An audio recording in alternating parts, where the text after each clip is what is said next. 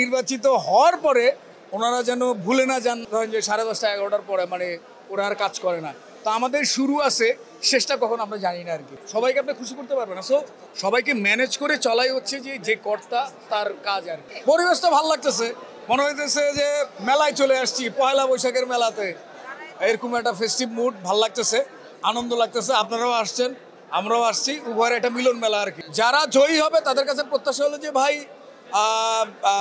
আগের কমিটির যে কাজগুলো করা হয় নাই, আধা কাজ, তাহাকে যেন পুরা করা হয় আর কি। মানে আমি বলতে চাই যে একটু প্লেটের থালা বাসন যেগুলো ধোয়া হয়নি সেগুলো ধুয়ে ফেলুক, কাজ করুক ভাই।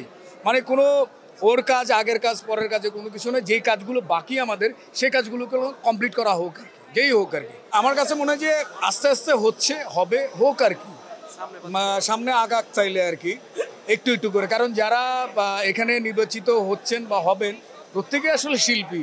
সো আমার মনে হয় যে নির্বাচিত হওয়ার পরে ওনারা যেন ভুলে না যান যে ওনাদের যে সমস্যাগুলো, আমাদের যে সমস্যাগুলো, ওগুলো যেন ওনারা ক্লিয়ার করুক আর কি। তবে একটা কথা বলতে চাই, আমি জানি না যে হয়তো ডিরেক্টররা রাগ করতে পারে, আমি বলতে চাই যে একটা নিয়মের ভিতরে ফেলে দেওয়া উচিত শুটিংটাকে।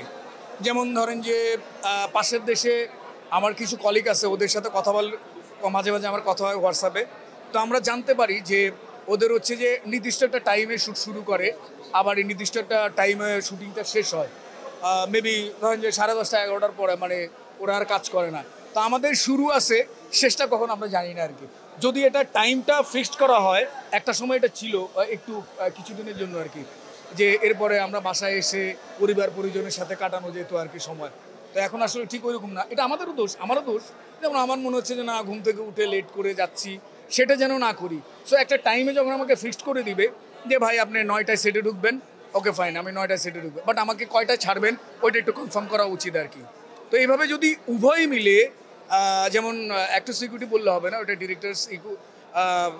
ডিরেক্টর্স গিল্ডেরও বলতে হবে, তারপর সেটার আবার দেখা গেছে যে প্রডিউসার অ্যাসোসিয়েশনেও বলতে হবে, মানে যৌথভাবে প্ল্যানটা করতে হবে। এইটা হইলে ভালো হয়, কারণ আমরা পরিবার পরিজনকে সময় দিতে পারি না। তো কিছুটা সময় তো লাগে তাদের জন্য, নাকি? আপনি ধরেন যে একটা দোকান দিলেন, দোকানে সময় দিতে হবে না? ব্যবসা বাণিজ্য করতেছেন, সময় দিতে হবে না? সো এইটা তো আমাদের আলাদা একটা কান্ট্রি, পরিবারটা।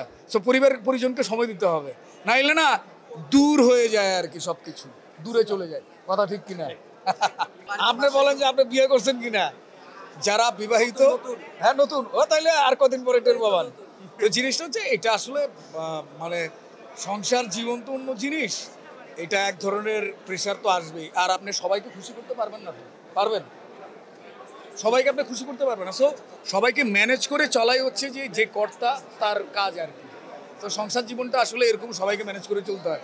কখনো রাগ, কখনো হাঁক, কখনো ডাক, এভাবেই আর কি ম্যানেজ করে চলা আর কি। ব্যাচেলর পয়েন্ট আসতেছে, ওইটা কবে আসতেছে, কীভাবে আসতেছে, ওইটা ডিরেক্টর বলবে। ততক্ষণ পর্যন্ত আপনারা ভালো থাকুন, সুন্দর থাকুন। ধন্যবাদ।